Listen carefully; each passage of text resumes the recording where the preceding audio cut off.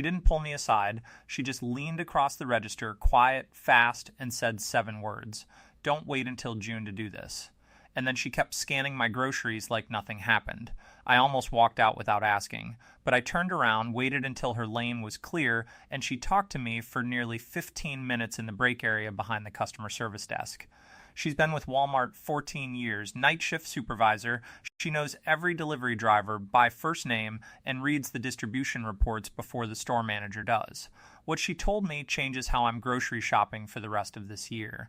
This video is about 10 foods, but before I give you the list, I need you to understand something she said that most people are going to completely ignore. She said, the stores don't limit things because supply is already gone. They limit things because they know it's going to be gone. By the time customers see the tag, the decision was made 3 weeks ago in a warehouse nobody knows about, 3 weeks ahead of the shelf. That's what we're talking about here. And she was very specific. June 2026. Not summer, not soon, June. That's your window. And it's closing faster than you think. Let me give you all 10, and stay with me through number 7, because that one, honestly, I should have known. But I didn't, and I'm willing to bet you don't either. Why Walmart limits work as a signal. Before the list, here's what you need to understand about how Walmart's system actually works. Most people see a limit tag and think, oh, it's popular. That's not how it works. She explained it to me this way. Walmart's supply chain system is predictive, not reactive. It models demand 30 to 45 days into the future using purchase velocity, regional weather data, shipping container availability, and supplier communications. All of it feeds into a single number, projected shelf availability. When that number drops below a threshold, a limit recommendation gets flagged automatically. A regional manager approves it, limit tags go up. By the time you see the tag, the supply problem is already locked in. The shortage isn't coming. It's already in motion. It just hasn't hit the shelf yet. She said, most customers think the limit is the warning. The limit is the result of a warning that came weeks before. That's the part nobody tells you. And here's the other thing she said that really landed. When limit tags go public, when someone photographs them and posts online, panic buying accelerates the shortage by 5 to 10 times. You do not want to be shopping in that window. You want to be done before the photo gets taken. So, 10 foods. Let's go. Food 1. Canned fish and seafood. My friend Marcus, middle school teacher, father of 2, not a prepper by any measure, called me last spring after a bad week. Car trouble, a missed paycheck, and a near-empty fridge. He'd been eating crackers and peanut butter for 2 days. I drove over with canned salmon, canned tuna, sardines, and olive oil. He looked at the cans and said, I always thought this was boat food. It's not boat food. It's the most protein-dense, longest-lasting, most overlooked food in the entire grocery store. Here's why canned fish is first on this list. Wild catch quotas in the Pacific Northwest have been cut by 31% this season due to population monitoring regulations. Simultaneously, sardine and mackerel harvests in the Mediterranean are running 24% below last year's yield due to water temperature shifts. Supply is compressing from both directions at once. She told me that bulk purchases of canned fish at her location jumped 28% in March alone. Not tuna, everything. Salmon, sardines, anchovies, crab, clam. People who know something are already moving. Limits coming: tuna, 3 cans per customer. Canned salmon, 2. Multi-pack bundles, 1. Your target, 40 to 60 cans, mixed varieties. Tuna for daily use, salmon for nutrition. Sardines for omega-3s and calorie density, budget $70 to $100, split across stores, Walmart Tuesday, Kroger Thursday, Aldi Friday, 3 stores, 1 week, no limits hit. Food 2, powdered milk and shelf-stable dairy. This one almost didn't make her list, and the reason it did make it is the reason you need to pay attention. It's not because people are buying it, it's because the supply chain behind it is quietly fracturing. Dairy farming operations in the Midwest have been consolidating at an accelerating rate. Over 800 small and mid-sized dairy farms closed in the last 18 months. That sounds like a farm economy story. It's actually a grocery shelf story, because the processing capacity that made powdered milk, evaporated milk, and shelf-stable cream didn't grow when those farms closed. It shrank. At the same time, WIC program expansions have significantly increased institutional purchasing of shelf-stable dairy, pulling supply that used to reach retail shelves. She put it plainly, we order the same amount we always have. We just receive less of it now, and we don't know when that changes. Limits coming, powdered milk, 2 containers. Evaporated milk, 4 cans. Shelf-stable cream, 2 boxes. Your target, 10 to 15 containers of powdered milk, 24 cans of evaporated milk. Budget, $60 to $90. If you have young children, put this second on your list, not third. Second, Food 3, peanut butter and nut butters. I want to tell you a number, $2.89. That's what a standard jar of peanut butter cost at Walmart in January 2024. Right now, that same jar, same brand, same size, is $4.47. That's a 54% price increase in 18 months. Not because people stopped buying it, because the inputs are failing.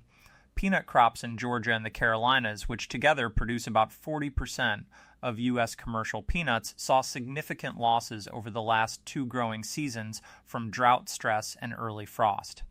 Almond prices are up because California's water allocation for agriculture dropped again. She said something about this one that I keep thinking about. This is the food that disappears first in any school district buying disruption. Every time a school switches to emergency meal protocols, they burn through peanut butter in days. When that happens at scale, it's gone from regular shelves too. Limits coming, peanut butter 3 jars, almond butter 2, mixed nut butter multi-packs 1. Your target, 15 to 20 jars of peanut butter. Budget, $50 to $75. It's calorie-dense food 4, cooking staples, flour, baking powder, yeast. Here's the one I said would surprise you. Not because flour is rare. It isn't. There's flour everywhere right now. What she told me is that the form of the supply chain is breaking, not the supply itself. The large commercial mills that supply Walmart's distribution centers have been shifting toward industrial and food service contracts, which pay more reliably. Retail-sized bag production, the 5-pound, 10-pound bags on the consumer shelf, is being deprioritized. In other words, there's plenty of wheat. But the bags your family buys are getting harder to fill at the volumes retailers expect. She described it as a quiet thinning out, shelves look fine, but restock times are doubling. Add to this, baking powder uses cream of tartar, which is a wine-making byproduct. European wine harvests were poor in 2024 and 2025. Cream of tartar supply is down. Baking powder prices are up 17%. Yeast? Supply is stable, but concentration risk is extreme. 3 manufacturers supply 80% of U.S. commercial yeast. Any disruption to any one of them cascades immediately. Limits coming, flour bags over 5 lb, 2 per customer, baking powder 3, yeast multi-packs 2, your target 50 lbs of all-purpose flour, 6 containers of baking powder, 12 packs of yeast, budget $55 to $80, yeast stores up to 4 years frozen. Flour keeps 10 to 25 years in sealed Mylar R. Buy it now, seal it properly, and you've never needed to worry about it again. Food 5. Canned vegetables, not what you think. Everyone stocks canned tomatoes and corn. That's fine. That's not what this is about. She specifically flagged 3 vegetable categories that are seeing the sharpest supply compression: canned spinach and leafy greens, canned sweet potatoes, and canned mixed vegetables with peas and carrots. Why those? Because they overlap with food bank procurement. FEMA's pre-positioning guidelines recommend those exact varieties for emergency distribution. When regional emergency management offices are quietly increasing their inventory, and she said they pull from the same distribution pipelines that stock retail shelves. Purchases of canned spinach specifically jumped 19% at her location in April. She said, our buyer flagged it in the weekly report. We've never had spinach flagged before. Never. Limits coming, canned spinach and greens, 4 cans, canned sweet potato 3, mixed vegetables 5. Your target, 36 cans of mixed vegetables, 24 cans of spinach or leafy greens, 12 cans sweet potato. Budget, $60 to $85. The nutrition in those 3 categories covers what rice and beans can't. Complete a meal, don't just fill it. Interlude, because I know how this sounds. Stop for a second. I know what some of you are thinking right now. This is fear content. This is designed to make me anxious and buy things. I hear that. And I want to address it directly. My grandmother grew up in a household where the pantry was never less than 3 months deep. Not because her family was paranoid. Because they'd been through enough, a flood, a strike, 2 medical emergencies, to understand that the grocery store isn't a guarantee, it's a convenience. A deep pantry isn't a bunker, it's a buffer. It's the difference between a bad week and a crisis, between stress, eating crackers, and feeding your kids a real meal when something goes sideways, between buying things at panic prices and buying them at Tuesday prices. That's all this is. Now, number 6. This is the one she said Walmart's own internal analyst flagged as the highest risk category for the June window. And when she told me what it was, I bought 3 of them on the way home. Food 6, shelf-stable protein bars and meal replacement products. This surprised me too. Not because they're flashy, because of why they're on the list.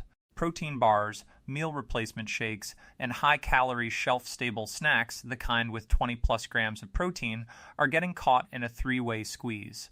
First, whey protein prices are up 31% globally due to reduced dairy yields. Second, palm oil and coconut oil, used as fat sources in almost every bar, are both experiencing the same supply constraints you'll hear about in item 8. Third, aluminum foil packaging costs are up 22%, directly compressing margins and causing manufacturers to quietly reduce SKU counts, meaning fewer varieties, smaller inventories. She said purchases of protein bars in the 12 to 30 count bulk formats jumped 33% in their location in April. We had a full end cap Monday. By Thursday, it looked like someone had taken half of it.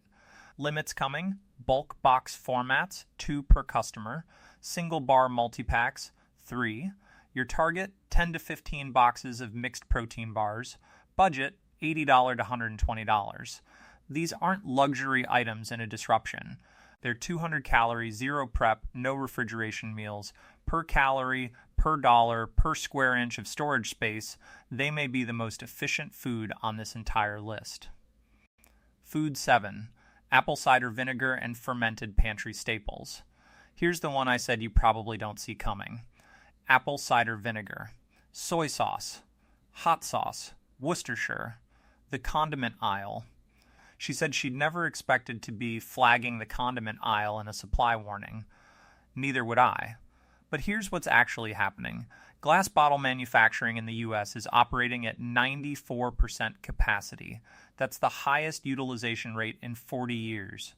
The facilities that bottle fermented condiments, vinegar, soy sauce, hot sauce, are getting their glass allocations cut because pharmaceutical and beverage companies are outbidding them for bottle contracts. If you can't get the glass, you can't ship the product. Apple cider vinegar specifically is facing a second layer of pressure. Raw apple production in the Pacific Northwest was down 18% last season, directly reducing the fermented-based supply. She said, "We've had 2 back-to-back weeks where our vinegar restock came in at 60% of what we ordered. Nobody's writing about it, but we're watching it. Here's the practical reason this matters beyond cooking. Raw apple cider vinegar with the mother is a legitimate digestive aid and natural preservative. In a real disruption, it extends the shelf. A single bottle costs $4. A case costs less than $30. Limits coming: gallon jugs, 2 per customer; 32 Oz bottles, 3; soy sauce bulk containers, 2. Your target, 4 gallons of apple cider vinegar, raw; 6 bottles of your preferred hot sauce; 4 large bottles of soy sauce. Budget, $40 to $60. For $50, you've covered your kitchen and your medicine cabinet. Food 8, cooking oils, all of them." She confirmed what I've been hearing from a second source for weeks. Every oil category is under pressure simultaneously. Not 1, not 2, all of them. Olive oil, Spain, Italy, and Greece, which together produce 75% of the world's supply, had back-to-back devastating harvests in 2024 and 2025. Olive oil prices are up 48% from 2 years ago. They have not recovered. They will not recover quickly because olive trees take 4 to 7 years to return to full yield after severe drought stress. Canola oil, Ukraine and Canada are the world's two largest suppliers. Canadian production was hit by heat dome conditions in key growing provinces last summer. Ukrainian export logistics remain constrained. Coconut oil, Philippines drought is ongoing. Indonesian supply is being redirected to domestic biofuel mandates. Sunflower oil, still recovering from disruptions that started in 2022, still not back to pre-2022 levels. She didn't sugarcoat this one. We've never had all four major oil categories flagged in the same distribution cycle. That's never happened in 14 years. I'm not going to pretend that's normal. Limits coming, 1 gallon jugs, 2 per customer. 48 Oz bottles, 3. Specialty oils like avocado and coconut, 2. Your target, 8 to 12 bottles of mixed oils. Coconut oil for long-term storage up to 2 years sealed. Extra virgin olive oil for daily use. Avocado oil for high heat cooking. Budget, $55 to $80. Rotate as you use. Don't hoard, stock. Food 9, oats and breakfast grains. This is the everyday item that nobody thinks to stock until it's gone. Rolled oats. Steel-cut oats. Oat bran. Quick oats. Global oat production dropped 12% last year, driven by Canadian crop failures. Canada grows roughly 60% of the world's oats. When their yield drops, our shelves thin. Simple as that. But there's a second factor. Oats have quietly become the center of a major institutional buying shift. Hospital systems, school lunch programs, and military commissaries have all increased oat procurement in the last 12 months as a cost control measure, redirecting supply away from retail. She said bulk oat purchases at her location were up 21% in April, not the single canister. The big bags, the kind people are clearly taking home and putting somewhere other than their cereal bowl, shelf life is extraordinary. Rolled oats, sealed properly, 30 years. Yes, 30. Limits coming, large canister formats over 42 Oz, 3 per customer. Bulk bags over 5 lbs, 2. Your target? 50 lbs of rolled oats, 10 lbs of steel cut, budget $40 to $60, oatmeal every morning for a family of 4 for 3 months, covered. Granola. Oat flour. Overnight oats, 1 ingredient, 8 meals. Food 10, multivitamins and electrolyte supplements. She saved this one for last in our conversation. And she said this slowly, deliberately. People always forget about the medicine aisle until it's the only thing they need. Multivitamins and electrolyte products, Liquid IV, Pedialyte, Noon, electrolyte powder packets, are facing a supply crunch that's being driven entirely from the demand side. Medical community guidance on electrolyte supplementation during illness has shifted significantly. After widespread recognition of hydration therapy during respiratory illness, institutional demand for electrolyte products quadrupled. That demand never fully returned to pre-2020 levels. At the same time, several key B vitamin manufacturers in India, which produces over 40% of the world's pharmaceutical-grade vitamins, have faced regulatory shutdowns at production facilities, compressing supply into a smaller number of producers. Prices on multivitamins are up 26% from 18 months ago. Electrolyte products are up 34%. She said, "We get 3 pallets a week. In April, we've been getting 1.5. And the reorder time just went from 4 days to 11. Limits coming, multivitamins, 2 bottles per customer. Electrolyte multipacks, 3. Single serving packets, 5. Your target, 4 bottles of a good multivitamin, 6 to 8 boxes of electrolyte packets. Budget, $60 to $90. In a disruption where your diet narrows, where you're living on grains, canned goods, and limited fresh food, vitamins are not a supplement. They're a necessity. Let me step back for a moment. 10 foods. A night shift supervisor. 15 minutes in a break room. But here's what she was actually communicating, and I want you to hear this part carefully. She wasn't panicking. She wasn't predicting the end of anything. She's a professional who reads reports, watches inventory cycles, and has done it every week for 14 years. She was saying, the gap between what's on the shelf and what's in the supply chain is wider right now than it's been in over a decade.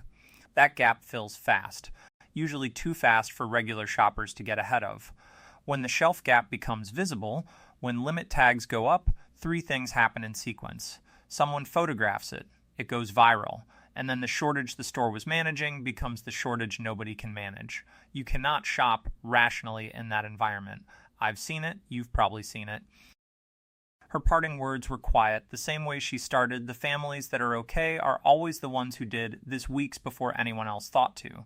The complete action plan, do this within the next 7 days, not next month, not when you have time. Canned fish and seafood, 40 to 60 cans. Tuna, salmon, sardines. Budget, $70, $100. Powdered milk and shelf-stable dairy, 10 to 15 containers. Evaporated milk, 24 cans. Budget, $60, $90. Peanut butter and nut butters, 15 to 20 jars, mixed varieties. Budget, $50, $75. Flour, baking powder, yeast, 50 lbs flour, 6 baking powder, 12 yeast packs. Budget, $55, $80. Canned vegetables, 36 mixed, 24 spinach greens, 12 sweet potato. Budget, $60, $85. Protein bars and meal replacements, 10 to 15 bulk boxes. Budget, $80, $120. Apple cider vinegar and fermented condiments, 4 gallons ACV, 10 bottles condiments. Budget, $40, $60. Cooking oils, 8 to 12 bottles, mixed types. Budget, $55, $80. Oats and breakfast grains, 50 lbs rolled oats, 10 lbs steel cut. Budget, $40, $60. Multivitamins and electrolytes, 4 vitamin bottles, 6 to 8 electrolyte boxes. Budget, $60, $90. Total investment, $570 to $840 for a complete 90-day supply for a family of 4. Break that down, roughly $200 a month. Most families spend more than that on subscriptions they barely use, dining out, and impulse purchases they don't remember making 2 weeks later. This isn't spending. This is shifting. You'll eat this food regardless. The only question is whether you buy it at May prices or June panic prices. Where to buy this week: oats, flour, and grain, Augustin Farms online. Bob's Red Mill at Costco. Limits haven't hit online yet. Oils, Costco or Sam's Club this week. 3-pack formats only available there. Canned goods, Rotate stores, Walmart Monday, Kroger Wednesday, Aldi Friday. Vitamins and electrolytes, Amazon Subscribe and Save locks in current pricing before the increase. Remember, limits are per transaction, not per visit or per person. Use that. One store on Monday, another on Thursday. Same items, different registers. By next weekend, you have a real stockpile without triggering a single limit. Before you close this video, one question. Which of these 10 do you have 0 of right now? Drop it in the comments. Not to be judged, because I'm building next week's content around the gaps people actually have, not the gaps I assume people have. And if this changed how you're thinking about your grocery run this week, share it. Not because I'm asking, because somebody in your life needs this information more than you did. Subscribe and hit the bell. Next week, I'm covering the 7 items that Dollar Tree and Dollar General are quietly discontinuing before summer, and 2 of them are things most families buy every single week without thinking. That one's going to matter. Stay ahead. I'll see you in the next one. 10 foods with limit tags confirmed for June 2026. Canned fish and seafood. Powdered milk and shelf-stable dairy. Peanut butter and nut butters. Flour, baking powder and yeast. Canned vegetables, sweet potato, mixed. Protein bars and meal replacements, apple cider vinegar and fermented condiments, cooking oils, oats and breakfast grains, multivitamins and electrolytes. Why it matters: these limits are not reactions to current shortages. They are predictions of shortages 3 to 5 weeks away. Total budget, $570 to $840. 3 months. Family of 4. Buy this week. The information is yours. What you do with it, that part's up to you.